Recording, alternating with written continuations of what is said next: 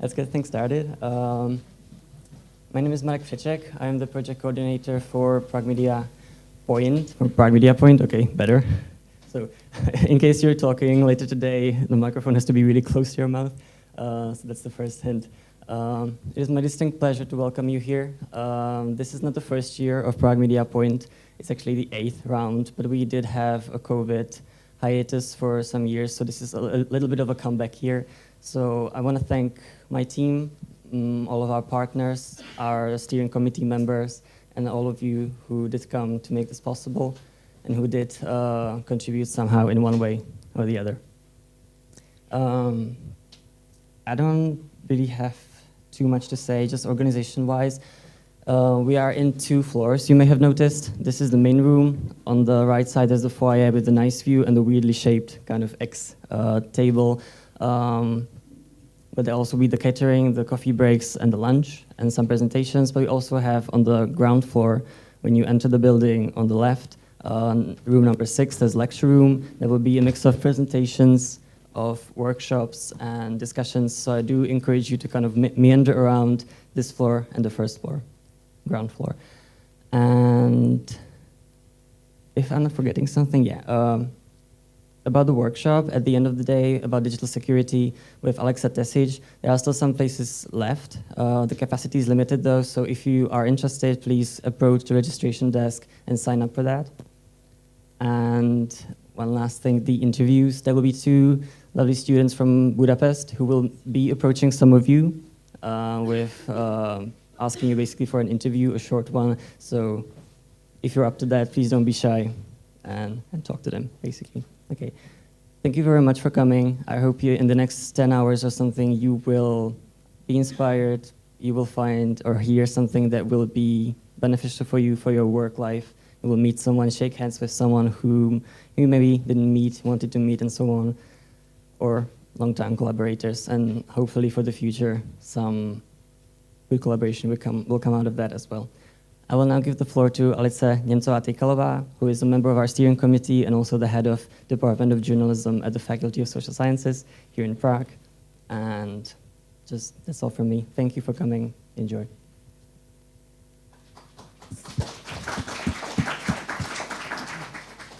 Thank you very much, Marek. Good morning, ladies and gentlemen. I am really happy that I can be here and speak to you. I see familiar faces in the audience, and I'm really happy that we are able to meet each other after the Corona break.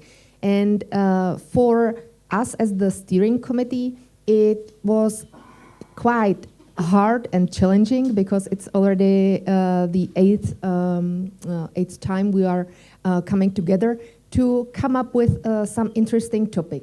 So we realized that we should really brainstorm hard, and in the end, we came up with the topic of sustainability, because we believe we don't think it is just the buzzword that is everywhere, but we really believe that it is something that is extremely important to make the media systems sustainable for viable ways of democracy, and it is something that we think is still a little bit underestimated, because of course the economic issues are very pressing, and they are really important for everyone, because we need to be paid, we need advertisements and everything in the commercial media, and it is hard to balance these issues. So that's why this conference is called What's Working, because we should share here the positive examples and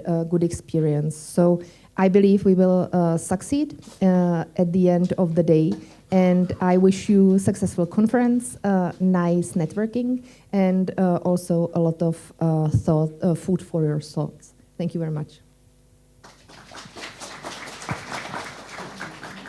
And I will give the floor to Maja Sever, who is the president of the European Federation of Journalists, who will say a few opening remarks. I will be a little bit longer. Maybe I can speak here. Yeah, okay. Because Marek told me that I should say a few sentences about journalism, and I need help.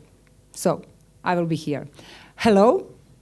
Thank you for invitation on this interesting, valuable conference. My name is Maja Sever. I'm from Croatia. And you probably already saw on announcement that I am first female president of European Federation of Journalists. But I'm also trade unionist, and maybe most important, I'm still journalist. I'm an ordinary reporter for public media service in Croatia, Zagreb. Among you today are many colleagues I saw on materials who are also journalists, investigative journalists, many people who have decided to spend their lives to working on building on a regulatory framework for free journalistic work, fighters for the rights of journalists. And I believe that we are bound by the same motive and the awareness of importance of journalism in our society. In these times, we can also say journalism as is a defense of democratic values and the freedom. But it's getting harder. That's why it's good that we are here today and that we are together to talk, to connect, and to plan how to build a democratic media space support and how to support the journalists in the Czech Republic, in Croatia, in all countries across Europe. And it's getting harder because pressure is strong and it's coming from all sides. Our colleagues are dying in wars in Middle East and Ukraine. One of our priorities of our organization, European Federation of Journalists, has become training and building a system to protect the safety of journalists in Ukraine. We have opened 6 solidarity centers with the International Federation of Journalists where we provide assistance and support to people reporting from the war. We get bulletproof vests and safety equipment. That's one of our priorities, unfortunately. But our colleagues are also targets in their daily work. Last year, Media Freedom Rapid Response recorded 813 media freedom violations in Europe member states and candidate countries. So these figures shows how dangerous and how a pressure on journalists is harder and stronger. That's why we are building a system to protect the safety of journalists. We require institutions and employers to take their share of responsibility. We call on politicians to stop attacking journalists in their populist statements and behavior. And we have, you know that we all have an election for European Parliament next year, and in numerous countries in Europe will be also parliamentary elections. And across the Europe, we are witnessing that the media are captured, the owners unknown, the lack of transparency ownership makes journalistic work difficult, journalists' work difficult, and the journalists are exposed to daily threats and slap lawsuits. We live in times when politicians and other powerful people find the way to intimidate and exhaust journalists without open attacks on the ground, but with lawsuits, and they find a way to make impossible for journalists to do their daily job. Unfortunately, many are successful in those works. When I did some survey, some questionnaire with journalists in Croatia, and I asked them how much threats, attacks, hate speech limit their work or cause censorship, self-censorship. Most of them told me that somehow they can survive these awful insults and attacks, but they are most afraid of finding a new lawsuit on their desk in a newsroom. Slaps are destroying journalism. 2 days ago, Vera Jourova announced on a Twitter or somewhere that an agreement was reached in a trialogue regarding the anti-slap directive and recommendation.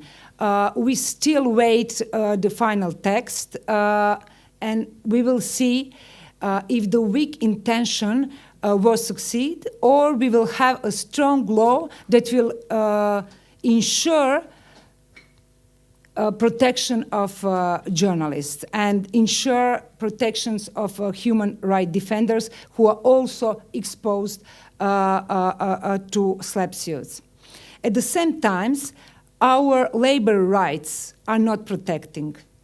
Ask yourself, do you have collective agreement in your company, in your media outlet? And employers are happy to hire freelancers because they are completely unprotected and they do not have any labor workers' rights. Our journalists' daily workday, it's like we are asked to constantly develop new skills. We have to work on a new platform. We have to be attractive, clickable, make a nice video on TikTok or some smart message on a Twitter. The development of our skills is our everyday life, and the changes are incredibly fast. We already have examples where journalists being fired for replacing them with AI. I think it was in Germany. And that's the everyday life of journalists. But we are not giving up. We know that our role as guardians of truth becomes very, very important. Always ask yourself, who will deliver and spread the news and truth if journalists disappear?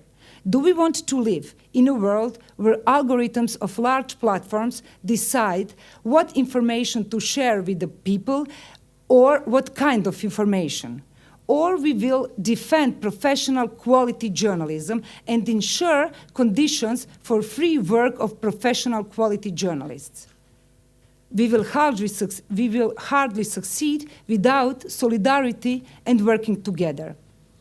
These days, the results of joint work of many journalists and human rights organizations are seen at the European level in the negotiation on a key law against SLAPP and about European Media Freedom Act. But we must continue to press. And here I will use this opportunity to urge you to oppose the possibility of spying on journalists, because protecting sources is a basic condition for free journalism. Raise your voice, please, against this intention with Article 4 in European Media Freedom Act. We will talk about it later. In trialogue negotiations, now the trialogue negotiations enter in their final days. We will work on in pursuit of the ambitions to protect freedom and pluralism of media. We need strong legislation that ensures the full protections of journalists and guarantees the public rights to know. Freedom of the press is a key pillar of public sphere on which Europe cannot afford to compromise. It needs solidarity, organizing journalists, and working together. And I believe that that's why we are all here, and I have no doubt that we will find the model, we will find a way to defend journalism as a public good. That's it.